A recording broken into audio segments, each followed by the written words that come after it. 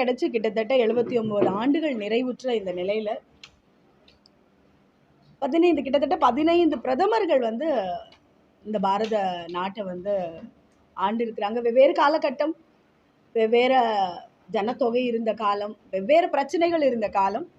அப்படி அதுல இப்போ நம்மளுடைய பாரத பிரதமர் திரு நரேந்திர மோடி அவர்கள் கடந்த 10ஆம் தேதி, ஜூன் மாசத்துல 10ஆம் தேதி தன்னுடைய 12 ஆண்டுகளை வந்து அவர் நிறைவு செஞ்சிருக்கிறார். அப்படின்றது வந்து ஒரு வரலாற்று சிறப்புமிக்க ஒரு நாளாக அந்த நாள் வந்து நம்ம எல்லாரும் கவனிக்கிறோம்.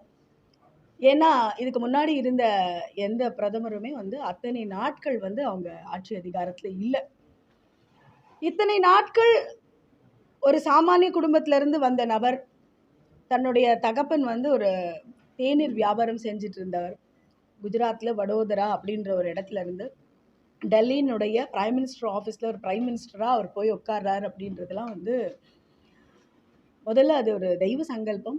அதை தொடர்ந்து மக்களினுடைய நம்பிக்கை, மக்கள் வந்து இந்த ஜனநாயகத்தினுடைய பெரிய சக்தின்னு கூட நம்ம அதை சொல்லலாம். இந்த தேசப்பற்று இருக்கக்கூடிய ஒரு நபருக்கு இந்த மக்கள் வந்து அவர் மேலே வச்சிருக்கக்கூடிய ஒரு நம்பிக்கை, பாரதிய ஜனதா கட்சி மேலே அவங்களுக்கு இருக்கக்கூடிய ஒரு நம்பிக்கை, விசுவாசம், இது அத்தனையும் தான் அது வந்து சாட்சிப்படுத்துது. அந்த 2047 இந்தியா ஒரு வளர்ந்த நாடாக மாறும். இந்தியா வளர்ந்த நாடு அப்படின்றது வந்து ஏதோ யாரோ ஒரு சர்டிஃபிகேட்லாம் அப்படிலாம் கொடுத்துட முடியாது. அதுக்கு இங்கே மிகப்பெரிய இன்ஃப்ராஸ்ட்ரக்சர்ஸ் வளரணும், இங்கே இருக்கக்கூடிய மக்களினுடைய தனி மனித வருமானம் உயரணும், இங்கே இருக்கக்கூடிய தொழில் வளங்கள் பெருகணும், ரொம்ப குறிப்பாக மேனுஃபேக்சரிங் இங்கேயே நடக்கணும், எக்ஸ்போர்ட்ஸ் இங்கே அதிகமாகணும்.